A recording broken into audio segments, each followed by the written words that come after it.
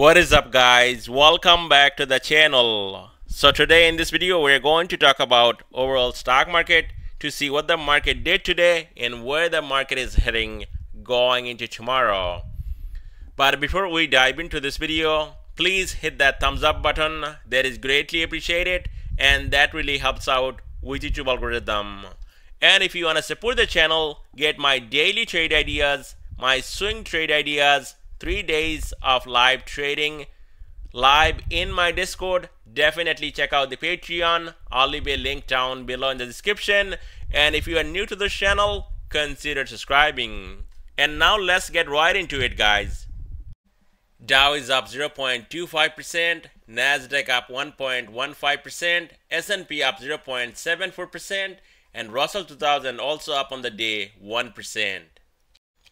Here in these groups, we got leading the way on top: basic materials, communication services led by Meta, utilities, technology, consumer cyclical, energy, financial, real estate, pretty much everything in the green today, all the sectors. Communication services led by Meta up 3.70%, and I also made a video saying that Meta, a big move is coming. Now this is exactly what I was trying to say on Meta, that this thing, guys, 300 breaks, we're going to see a massive move to the upside. And finally, with the low CPI today, the breakout on Meta finally is here above 300, and this thing ran all day.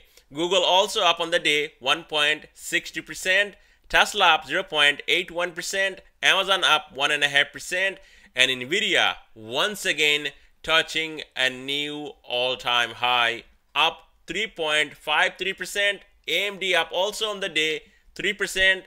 CRM also up 2.76%. We got Microsoft up on the day 1.42%.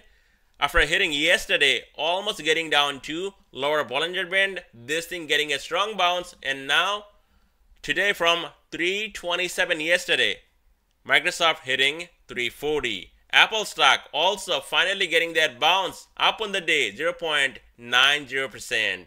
And now we're going to talk about IWM Russell 2000 ETF. So yesterday I didn't cover the stock market, but day before I did, and I called that breakout on IWM. If you go back and watch that video, and also even if you just click on that thumbnail, you will see that it says bull breakout. And I was talking about this breakout on IWM. And look at this massive breakout. We got it yesterday. This thing finally getting over 188, holding that as a support yesterday. And now today we got follow through. We got a gap up, and this thing ran all the way up to 193, and now trading close to 192, looking extremely bullish going into tomorrow. Now if you look at the screen, and especially IWM right here getting a bit frothy, bit overextended to the upside. So early as tomorrow, before heading higher, we could see a pullback, and where? To this gap 190. And also IWM can possibly come down here to 188 to retest this breakout, and if that happens, that's a dip buy on IWM. And now that is gonna be aligned with this blue line 5 SMA, almost getting closer to 188. Only 188 support breaks, then you are going to see a dump off all the way down to 185.67. IWM can stay above 188. The next target 195, and then 200. So as SPY ETF was coming down and holding this higher low, guess what happened? The crash videos were out again, saying that crash will shock all the traders. Guess what happened, guys? Whoever made that video got shocked today, and all the shorts got decimated. SPY, after putting this higher low, once again hitting a higher high, and that is a strong bullish trend. This is not a bear market rally. I repeat, this is not a bear market rally. This is a strong bullish trend, and I talked about it in my last video, that right here, guys, longer time frame, MACD getting a bullish cross to the upside on SPY, and this thing is just getting started.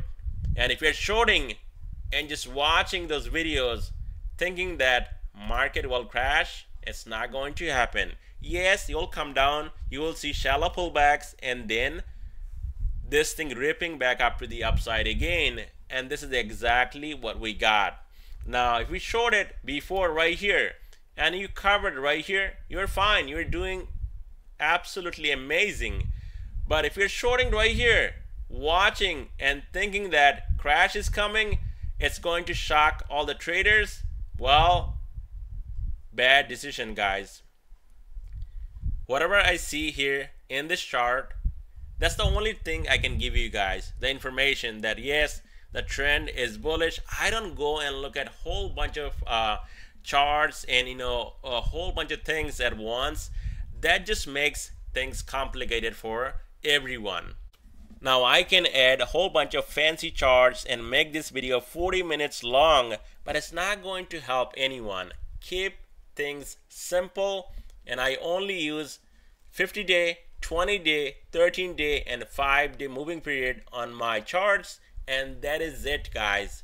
Now if you look at it, SPY here left a huge gap open here at 442, and also if you look at it, breakout and the retest right down here at 442 to 443. So early as tomorrow, SPY can come down here to close this gap at 443 almost. That would be a dip buying opportunity if that holds right here, and then ride it all the way back up to 450. Now tomorrow I think we also got PPI, so careful with that tomorrow.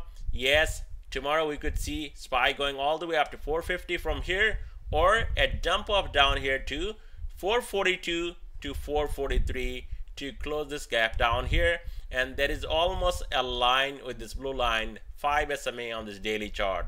Below that we also have support down here 439.58, and then all the way down here this trend line 436. On DIA Dow Jones ETF, I actually got some calls just a couple days ago, and I thought I sold all of it. I got 40 contracts, and somehow 5 of them were there today. I didn't sell it, or maybe it didn't sell, and those were up massively, so got paid actually for nothing. The trade that I already sold, it was there for me today on this big run all the way up to almost 346. Now I sold I think at 344.90 something like that today, and those were up massively because I got in right here at 337, and now this thing ran what, 337 all the way up to almost 346. So that was massive here on DIA. Just 5 calls left over. Just didn't realize that it didn't sell, and now I got paid on those. Now if you look at it, and I talked about it before, that DIA, we got an inverse head and shoulder right here, and also guys 348.22 all-time high. We're not too far away. So DIA could be the first ETF of this year hitting a new all-time high. Now we got 2 gaps here.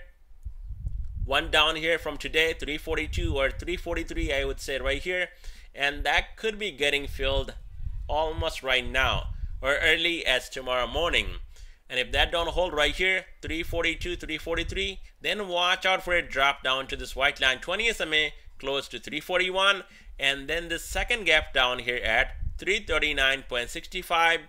and if it's coming down here, I'm buying the dip on DIA, and I think after closing these gaps down here, or at least this one, DIA can push higher all the way up to 350, and that could be a new all-time high on DIA. So tomorrow guys, on a pullback, watch out for the support 342 to 343. Below that 341, rising white line 20 SMA, and then the second gap down here 339.65, and that would be an absolute dip buy on DIA to ride this up all the way up to 350.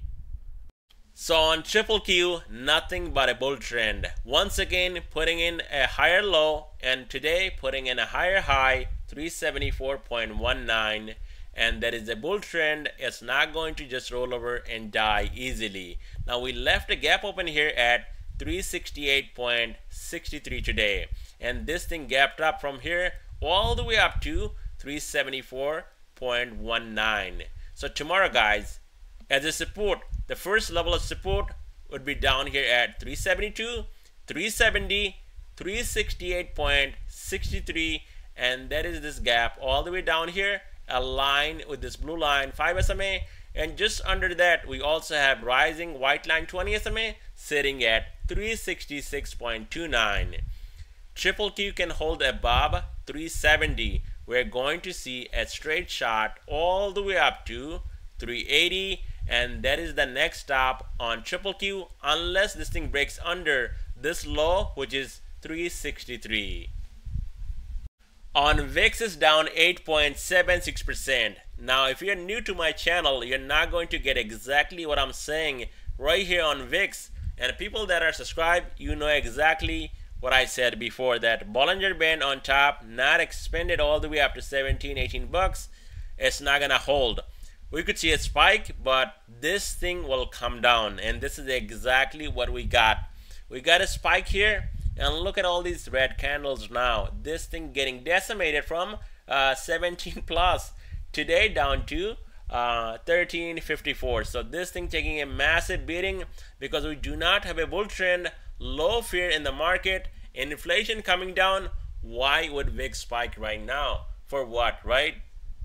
Yes, we could see a relief rally on VIX, and this is exactly what we got. And we could see another one. That does not mean that market will crash and we're going to see a significant sell-off in the market until this thing breaks above first level. Will be up here at 18, and then this is going to be the warning, the big warning that market is getting ready for a correction. This thing breaking above 20, and that's not happening right now because look at this upper Bollinger Band sitting at 1537. This thing spikes up to 18, it'll come right back down just like it did right here. Now as a support, nothing here. I think VIX can retest this low down here, and that is around $12.73 to $13. To the upside, now it needs to break $14.73 or 74, and then $15 right here. Above 15, we could possibly see some more upside on VIX, a relief rally all the way up to 16, and then maybe 18 at some point. And that's all I have for you guys in this video. Thank you so much for watching.